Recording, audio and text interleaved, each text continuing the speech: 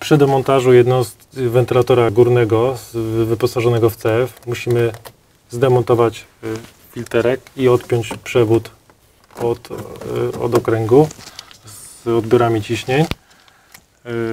Łatwiej nam będzie, jeśli odkręcimy sobie też blachę z siatką i odbiorami ciśnień dla CF.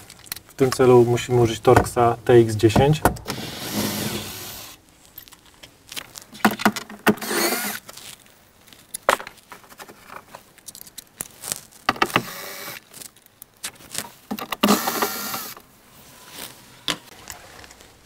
Po demontażu siatki wlotowej, używając Torxa TX25, odkręcamy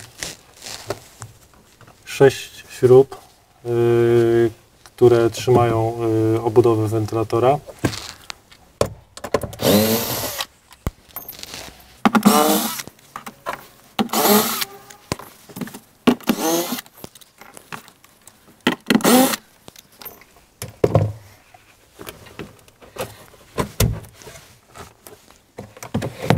Pomagając sobie szczypcami, odginamy delikatnie tutaj, bo tu jest wpust zrobiony na blachę i musimy wyciągnąć blachę z tego wpustu i delikatnie góra-dół wyciągamy wentylator. Później musimy odpiąć wtyczki zasilające i sterowanie wentylatora i wyciągamy wentylator.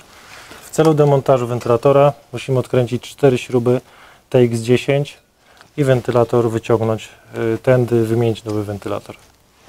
Przy montażu wentylatora z powrotem trzeba wziąć pod uwagę, że wtyczki wentylatora powinny schować się w tej przestrzeni.